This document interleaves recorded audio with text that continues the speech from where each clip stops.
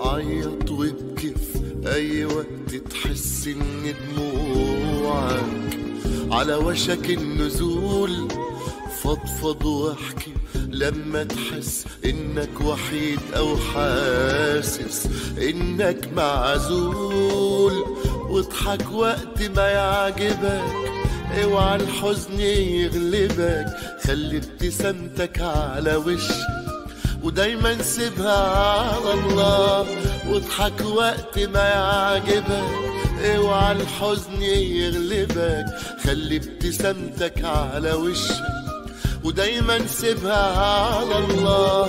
هو اللي عنده الحلول. عيط وابكي في اي وقت تحس ان دموعك على وشك النزول. مساء الخير عليكم او صباح الخير كل اللي بيسمعونا او يشوفونا في اي مكان في العالم، كل مستمعي راديو القاهره اليوم، كل جمهور ورواد واعضاء وحبايب مدرسه الحب والسلام. ما زلنا احنا في الرحله معرضين ان احنا نعيش اجواء جديده لاول مره نشوفها، معرضين ان احنا نتعرف على ناس بنشوفها لاول مره. الناس دي ممكن تكمل معانا في حياتنا وممكن تكون مرة واحدة وخلاص. أنا النهاردة هحكي عن الناس اللي أنا قابلتهم في حياتي في الرحلة وما زلت متمسك بيهم ومحافظ عليهم. النهاردة يعني كل مرة هتكلم عن حد، بس النهاردة يمكن ببدأ في هذا السياق بشخصية مهمة جدا في حياتي قابلتني في الرحلة، وانا كان ليا الشرف ان انا اكون موجود في رحلتي وفي رحله حياتي الفنيه، ويمكن رحله بشكل عام.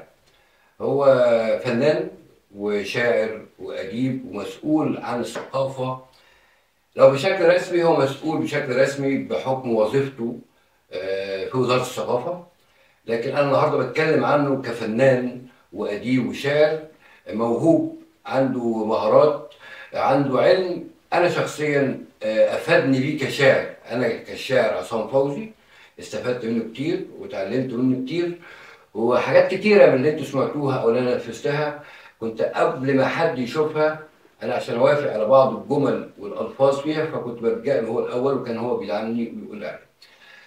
النهارده مش هقول هو ضيف في البرنامج او هو ضيفي، لان هو جزء من الرحله وجزء من البرنامج وجزء من المدرسه.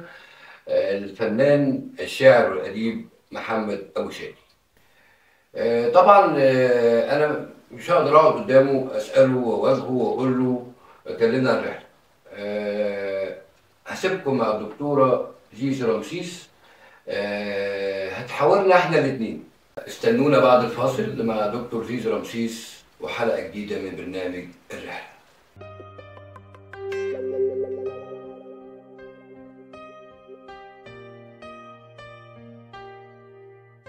مساء الخير، مساء الجمال، مساء الحب والسلام على كل اللي بيشوفونا في القطر المصري وخارج القطر المصري.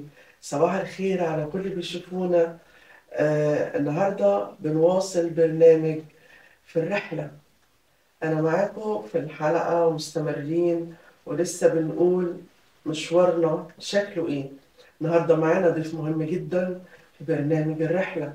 معانا الشاعر والكاتب المسرحي الكبير الأستاذ محمد أبو شادي في برنامج الرحلة. أهلا وسهلا بيك يا أستاذ محمد.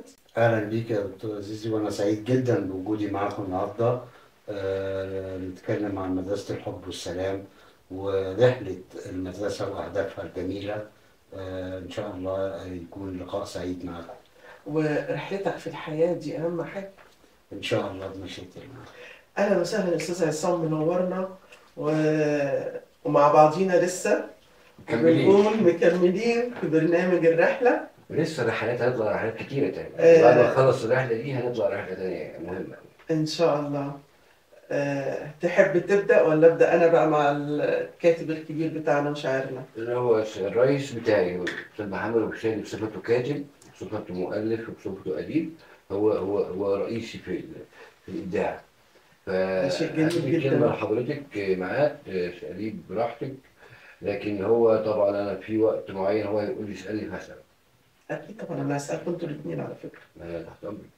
هنبدأ بكاتبنا الكبير والشاعر الكبير الأستاذ محمد أبو شادي. رحلتك إيه في الحياة؟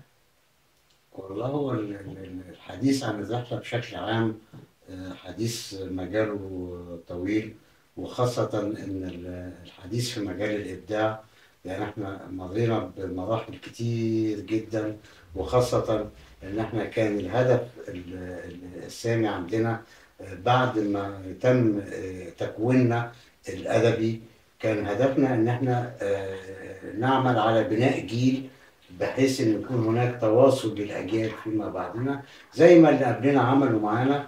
فكنا بنحاول دايما وابدا وحتى الان ان احنا يعني هدفنا بناء الاجيال القادمه اللي بيها تستمر الرحله قائمه، واجيال رحلة تسلم اجيال. الرقي والفن الراقي والشعر الراقي اللي هو بنصنع بيه جيل المستقبل لمصر. بالظبط. هو طبعا اصلا احنا المفترض ان احنا يعني جيل بيسلم جيل، فحتى من يحمل الرايه بعدنا يبقى عارف اهداف الرحله بالنسبه له ايه، ان هو برضه يستمر على نفس الوتيره، انه ما يطلعش في حاجه اسمها الانا.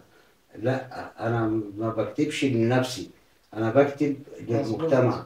فلما يبقى الجيل الجديد اللي طالع واعي بده يبقى عارف ان احنا كلنا بنكمل بعض، طبعا ان احنا كلنا بنسلم الرايه للجيل اللي طالع اللي بعدينا، طبعا، بس برقي وثقافه وعلم وادب بأسس.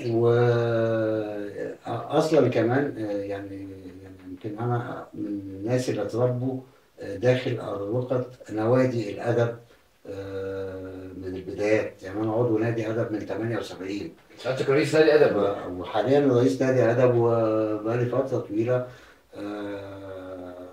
يعني ترأست اكثر من نادي ادب، وانشأنا اكثر من نادي ادب على مستوى أنا إمتى الجمهوريه. هبقى رئيس نادي أدب؟ أنت قلت لي كذا مرة. ده نوادي الادب تشرف ربنا بأديب مثلك، لان الرحله الادبيه اصلا ما بيبقاش فيها الانا. فلما يبقى واحد، انا يمكن بالصدد ده الإيد الواحدة. اتكلم عن عصام، لان عصام نموذج فعلا نموذج عطاء.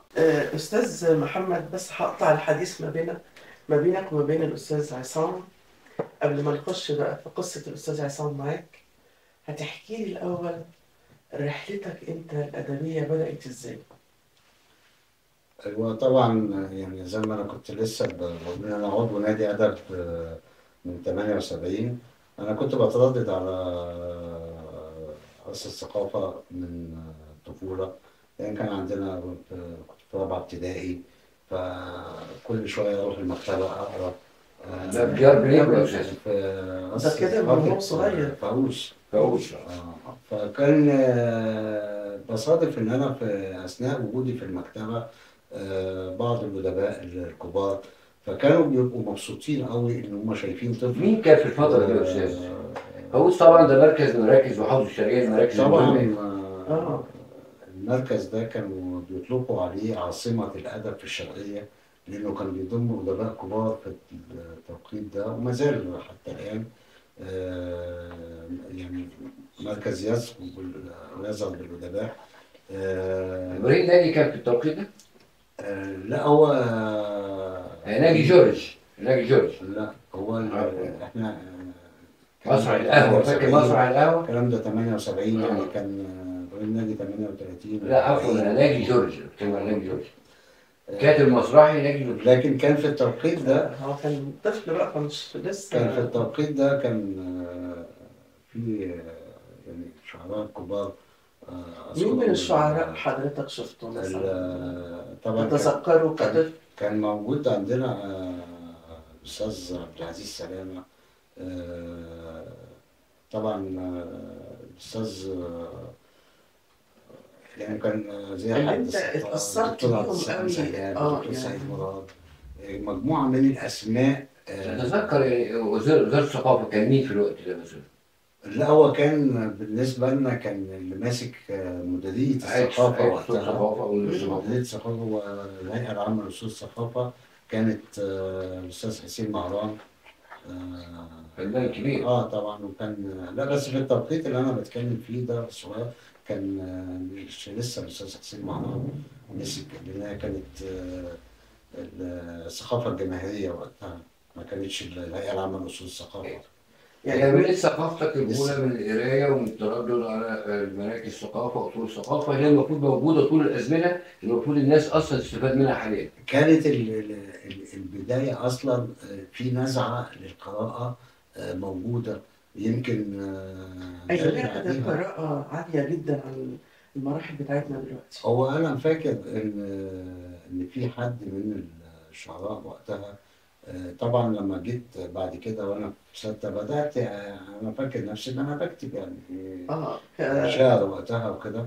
فبقول لحد فيهم قال لي برافو برافو جميل، انت شاعر محترم وشاعر جميل. أنا بقول لك الأساتذة ما بتاعتك كنتش متوقع ان هو يقول لي كده، انا فكرت هيقول لي مثلا ايه الهجص اللي انت كاتبه ده، ايه الكلام ده. لكن النظره دي تفتكر النص اللي ساعتك قلته قدامه ده؟ لا طبعا صعب جدا ان انا افتكر ده، لكن لا اللي اتذكره فيما بعد. اللي هو أشهر إن نص أنا- كان للزملاء والناس بتحب ما هو تسمعه عليه. انا هقول لحضرتك على واقع غريبه جدا. انا فضلت طبعا من اللحظه دي لغايه سن اعدادي اجي اطلع اقول معاهم في الامسيات الشعريه. شوف الجمال بتاع زمان والمدرسين كانوا يشجعوني هم كانوا بيشجعوا ان انا اطلع طفل. اقول في الامسيات. فكان عندنا شاعر من الشعراء الكبار اسمه الاستاذ عبد العظيم رسلان. كان الاستاذ عبد العظيم رسلان يبقى قاعد جنب مني، انا بلقي على الناس مستحسنه جدا اللي انا عمال اقوله وهي ويسقفوا، والاستاذ جنب مني يا ابني حرام عليك يا ابني اللي انت بتعمله ده. طبعا انا مش انا عمال يعني الناس دي كلها عماله تسقف وانت الوحيد اللي مش عاجبك. طب أنا عايز أسقف ساعتك دلوقتي، سمعني إيه؟ عايز أسقف لك كمان. انا بس بذكر الواقعه دي علشان الاجيال الجديده لما يبقى في حد بينقد يسمعوا له. ليه؟ لان انا وقتها ما كنتش متخيل، كنت متخيل ان هو بيعجبني او بيحبطني، الناس كلها عماله هو تسقف. خبرة وأنا خبرة على حاجات طبعا انا في التوقيت ده كنت عمال اكسر في النحو واكسر في العروض وهو غير مدرك. الى ان اذكر وانا في اولى ثانوي، انا طبعا جيت قعدت معاه بعدها قلت له استاذ عبد العظيم انت يعني، قال لي يا ابني اقرا كتير وادرس عروض واقرا أو ممكن ادرس نحو. تتعرف في علم العروض للجيل اللي ما قراش أو مش عارف. ما هو انا بس يعني هو حضرتك عايز الجزئية يكمل دي، الجزئية بتاعت ان هذا الرجل خدني على الرحب والسعه وفهمني هو ليه بيعترض عليا، ماهوش مجرد اعتراض وخلاص. يعني ما أحبطكش كان إيه اللي قالكش- ما كنتش واخد باله؟ فضلت- الكومنت كان إيه؟ كان ان انا بكسر في العروض وبكسر في النحو. طيب انا بدات بعدها الله، طب ما انا اشتغل على نفسي وابدا اهتم بدراسه العروض بحيث ان انا اكتب موزون، وابدا اهتم بالنحو ان انا ما اكسرش النحو. وبدات اشتغل خلال السنه دي. جيت وانا في اولى ثانوي في اجتماع نادي الادب، الندوه بتاعت نادي الادب، فكان يسبقني في الحديث طالب في اداب لغه عربيه. مسكوا الاستاذ عبد العظيم قال لي يا ابني انت غلط، ده غلط، ده غلط. فقال لي قول، قلت له خلاص انا هقول ايه اذا كان الطالب الاداب بتاع اللغه العربيه وتعقد التعقيد ده. بس المقصود إن هما كان بيديك حافز إنك أنت تطور من نفسك. اول ما حضرتك علشان- قلت بيت شعر لقيته بيسقف. لا مظبوط. وهذا البيت لن انساه على مدار حياتي. كان البيت ده مطلع قصيده الصمت. الصمت لم أتعلم كيف لا أصرخ رغم القيد ورغم الكبت. الصمت. الصمت لم أتعلم كيف يكون الصمت. فوجئت بإن الأستاذ بيسقف لي اللي كان بيعترض عليا قبل كده، وكان حضرتك كنت في أولى ثانوي ساعتها أولى ثانوي. وكتبت قصيدة الصمت فبدأت من هنا فعلا بعد ما أخدت اهتمام. التوجيهات بتاعته. إنك طبعا أنت طبعا يعني تثقل الموهبة بتاعتك بالظبط بالعلم بالظبط المظبوط. بالظبط، وده الرساله اللي احنا بنوجهها لكل الاجيال اللي موجوده بالظبط. والاجيال الجديده. يعني في برنامج الرحلة احنا بندعو ان احنا بنتعلم ونفيد ونستفيد. طبعا. طبعا من خلال الكلام اللي حضرتك قلته كده استشف انك انت بقى عندك خبرة جامدة جدا. قول لي بقى يعني بعد كده ايه المشوار الفني اللي حصل معاك، التطورات اللي حصلت بعد كده؟ هو انا بس عشان يعني ندي كل واحد حقه، ان انا يعني مجرد ما قابلت صديقي الحبيب الاستاذ عصام فوزي، شرف لي من حسن حظي والله. كلمني عن مشروعه مدرسة الحب والسلام. صحيح. طبعا احنا مهمتنا نشر الوعي بين الأجيال، القيم ونشر والاخلاق. والقيم والأخلاق والأخلاق. والمبادئ السامية بين الأجيال اللي طالعة. لقيت هو بيزرع ده في مدرسة الحب والسلام. أنا سعيد جدا بإن أنا أكون أحد أفراد مدرسة ده الحب فضل والسلام. دعمك وتشجيعك ليا ومشاركتك، حتى لو مش ظاهر في وسط المجموعة، بس انت ليك فيديو مؤثر جدا موجود بداية المدرسة من سنين طويلة جدا. تسلم. انا بشكر سعادتك انك انت دعمتنا، بشكرك على انك انت بتدعم الثقافة في مصر بشكل عام من خلال الملتقيات الثقافية ونادي الادب اللي سعادتك بتديره.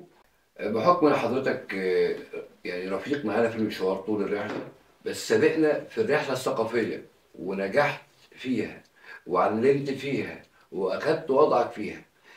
رحلة مدرسة الحب والسلام على اعتبار سعادتك عندك فكرة بكل تفاصيلها كجزء مننا، ازاي تتحول من مشروع افراد او مجموعة اشخاص احنا فنانين ومبدعين من مناطق مختلفة ومن بلاد مختلفة متفقين على القيم والاخلاق اللي بنقدمها في فن وبنقدمها في فنون، ازاي هذا المشروع يكون مشروع سيادي او رسمي، او الدولة تاخد بالها ازاي من مشروع زي ده؟ هو اعتقد ان احنا قعدنا يعني تقريبا قبل كده وحطينا ونؤكد على ده تاني، ان نشر اهداف مدرسة الحب والسلام جديد ان هو يتبلور باكتر من شيء. يعني يتبلور بالكلمة المغناة، بحيث ان الاغنية توصل وتوصل اهداف المدرسة لكل المتلقيين لها. ايضا ان احنا ممكن نعمل ده في قالب مسرحي ويتم عرض اهداف المدرسه، ان انا لو عضو في المدرسه او انا من افراد المدرسه اقدر ان انا استفيد من باقي افراد المدرسه ايه. ازاي اكون انا ناشر او اكون انا داعي للحب والسلام، بحيث ان انا انشر رساله الحب بين المجتمع وبين الافراد المحيطين بيا. كل ده ممكن يتبلور من خلال اوبريت، قالب مسرحي، في اكتر من احنا عملنا شكل فني. عملنا الاوبريت وعملنا الاغنيه، تمام. عملنا مسلسل الكرتون، تمام. فاضل لنا المسرح. تمام. احنا كفريق في مدرسه الحب والسلام الوحيد اللي فينا هو كاتب مسرحي وهو استاذ، هو سعادتك. ده شرف ليا. هل نقدر فعلا ناخد وعد ان احنا نشتغل على مسرحيه بالظبط وننفذها خلال الفتره اللي جايه؟ ان شاء الله. انا في 2002 كنت طلعت في التلفزيون المصري في القناه الثانيه وكان معايا مجموعه من الشباب صغيرين في ثالثه اعدادي واللي في ثانيه ثانوي. في 2009 طلعت في نفس المكان، هم كانوا كبروا وعامل بيهم اغاني وعامل بيهم كليبات وعامل بيهم حاجات. فاحنا الوعد اللي احنا هناخده دلوقتي كشغل ان احنا نعمل مسرحيه مدرسه حب وسلام. تمام. ايوه احنا عايزين ناخد وعد من الاستاذ محمد على الهواء مباشره دلوقتي ان هو فعلا هيتعاون معانا في مسرحيه. احنا لازم نتعاون معاه ان هو يستخدمنا كلنا. يعني حضرتك شاعره هيقول لك اكتبي انا كذا، ان في وسطينا ممثل هيقول له انت دورك كذا. هو عنده خبره عاليه جدا في حاجه زي كده. هو احنا يعني بامكانياتنا اللي موجوده عندنا كلنا، ولا ادعي انها موجوده عندي لوحدي، احنا جادين بان احنا نوظف كل مفردات الفن اللي موجوده. طبعا المسرح بصفته ابو الفنون وكل مفردات الفن موجوده فيه، نستطيع ان احنا نوظفها لنشر رساله مدرسه الحب والسلام. يعني نقدر نعلن، نطلب اللي عايز يبقى معانا. فكره ان هو ينضم للمدرسه مش محتاجين اعضاء عاديين، اللي بينضم ده فنان. احنا محتاجين ممثلين، محتاجين ملحنين، محتاجين قول السمات، او سعادتك ممكن يعني نقول ان احنا محتاجينه ايه ينضاف للموضوع. يعني. انا شغال على اغاني بحكم ان انا محترف في صناعه اغنيه. اشتغلت على مسلسل كرتون عشان الكرو اللي كان معايا فيهم ناس بتفهم في الكرتون وفي الانيميشن. المسرح انا ما حبيتش اعطلك، او يمكن جه وقته.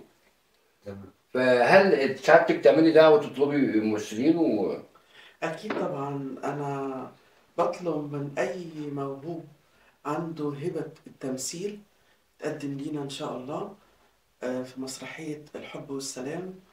كاتبنا الكبير الكاتب المسرحي هيتولى استاذ الحكاية محمد ابو الأستاذ شادي؟ محمد أبو انا شادي. باكد الدعوه بشكل رسمي. مدرسه الحب والسلام، المدرسه المصريه للفنون الوطنيه، مدرسه الحب والسلام بصفتي الشاعر عصام فوزي، بطلب رسميا من الساده ممثلين شباب، ممثلين مساعدين اخراج في المسرح، مهندسين ديكور في المسرح، كل من يعمل في المسرح اهلا به في مدرسه الحب والسلام لعمل مسرحيه مدرسه الحب والسلام، تاليف الكاتب المسرحي محمد ابو شادي. المخرج هذه المسرحيه عصام فوزي، بحكم ان انا خريج مسرح تجاره جامعه القاهره اللي هو الجيل الموجود حاليا، بحكم ان انا عصام فوزي خريج مسرح العائم وعضو الفرقه القوميه للمسرح العائم مسرح الجيزه. انا بس عايز اكد على جزئيه صغيره. لو انت فاكر وانت بتعرض عليا بتفرجني على، انا كنت سعيد جدا بانكم انتجتوا عمل كرتوني عن مدرسه الحب والسلام، لكن كان ليا ملاحظه حابب اكدها دلوقتي. اتفضل. ان كانت الطفله بتقول لامها المدرسه ديت دي مش للكبار. لا، انا عايز اكد ان مدرسه الحب والسلام هي لكل الاعمار، وهي لكل الأعمار. يعني ما هيش المدرسة مش على قد حجر، الطفل أو كده، لا، ده هو إحنا المدرسة فيها أعمال تكاملية، يعني الكبير بيعلم الصغير والصغير هيعلم الكبير. أنا عايزة أروح مدرسة الحب والسلام. مدرسة إيه؟ أنت في KG2؟ أنا نفسي أشوفك كمان وأنت في الجامعة، بس أنت لسه صغيرة يا لولي. السنة الجاية إن شاء الله تبقي تروحي المدرسة يا حبيبتي. لا يا مام، أنا عايزة أروح المدرسة دي، أنا لسه قارية البوست ده دلوقتي. أنت بتشوفي بوستات وسايبة المذاكرة؟ معلش يا مام، هقراهولك بسرعة. ماشي يا حبيبة مام، يلا اقري. المدرسة المصرية للثقافة والفنون الوطنية، مدرسة الحب والسلام. ايه ده؟ وريني كده اما اشوفي انت سايبة المذاكرة وبتقري ايه. كيان فني ثقافي أسسه الشاعر عصام فوزي، الذي أخذ على عاتقه تقديم القيم والأخلاق في شكل فنون ووسائط ثقافية من خلال تعاون فريق عمل مدرسة الحب والسلام، الذي يحوي فنانين ومثقفين وعلماء وخبراء في كافة نواحي الحياة المجتمعية. طب كملي قراية انت كده. حاضر يا مام. المدرسة المصرية للثقافة والفنون هي مجتمع لنشر القيم والعادات المصرية الأصيلة كما عاشها أجدادنا المصريين. الله، دي مدرسة حلوة قوي يا لولي. يا ماما، دي جميلة قوي وبيعملوا فيها حاجات كتير حلوة. مدرسة الحب والسلام قدمت العديد من الأغاني الوطنية والمجتمعية التي تعبر عن مضمون أهدافها السامية نحو الارتقاء بالوطن الغالي مصر. من أهم أعمالها أوبريت عاوز أكلم مصر، أوبريت حقك عليا يا بلدي، أوبريت رجعها حلوة تاني، وأوبريت من أسوان للمتوسط نورت كل الليالي، ودعاء اللي كتبه ربنا ليه. بجد يا لولي هما اللي عملوا الدعاء ده؟ تعرفي ان انا بحبه قوي وبسمعه كل يوم عشان لازم نتعلم نكون راضيين بكل اللي ربنا يعوزه. صح يا لولي؟ صح يا ماما. عملوا ايه تاني بقى؟ عملوا دعاء عاوز تعرف انت مين وايه فايدتك، وعملوا حاجات تانية كتيرة غنائية ومسرحية وسينمائية. جميلة قوي يا لولي فعلا. خلاص يا لولي، السنة الجاية تكوني كبرتي حبة صغننين واوديكي، وهسألهم كمان ينفع اكون معاكي عشان نعمل الحاجات الحلوة دي مع بعض ولا لا. ايه رأيك؟ الله يا ماما، انا فرحانة قوي وبحبك قوي قوي. وانا بعشقك يا قلب ماما. استاذ محمد، احنا كده خلاص اخدنا الوعد ان شاء الله ان شاء الله ان احنا هنعمل مسرحية باسم مدرسة الحب والسلام، بجميع الأعمار، بجميع الفئات، بجميع كل حاجة تخص المسرحية. ده وعد خلاص. إن شاء الله نلتقي قريبا في مسرحية الحب والسلام ان شاء الله. أعزائي المشاهدين، احنا كده أخدنا وعد صريح ووعد حقيقي من الأستاذ محمد أبو شادي بعمل مسرحية هتعجبكم جدا. أستاذنا الكبير في المسرح. بحيي جميع المشاهدين. احنا لسه مستمرين معاكم في برنامج الرحلة لسه ما خلصتش، الرحلة لسه مستمرية، الرحلة مستمرية بالرقي والجمال والإبداع. بحب أحيي كل المشاهدين. أستاذ عصام، ممكن تختم لنا بحاجة حلوة من اللي عندك؟ اللي عندي هو اللي عندك. استنونا دايما، الرحلة مستمرة. عصام فوزي وزيزي رمسيس في رحلة مدرسة الحب والسلام، دايما متجمعين كلنا. معانا الأستاذ محمد أبو شادي دايما، حتى لو مش ظاهر في فيديوهات ولا ظاهر معانا على الشاشة، بس هو موجود. لأن دايما بقول حلاوتنا في لمتنا، لما الحب يكون دولتنا العالم كله يعيش في سلام. دي أخلاقنا وتربيتنا، ديننا حب، ديننا سلام. تحيا مدرسة الحب والسلام. شكرا ليكم. عيط وابكي في أي وقت تحس إن دموعك على وشك النزول. فضفض واحكي لو حسيت إنك وحيد أو حاسس إنك معزول. اضحك وقت ما يعجبك، اوعى الحزن يغلبك، ودايما سيبها على الله. الله عنده الحلول.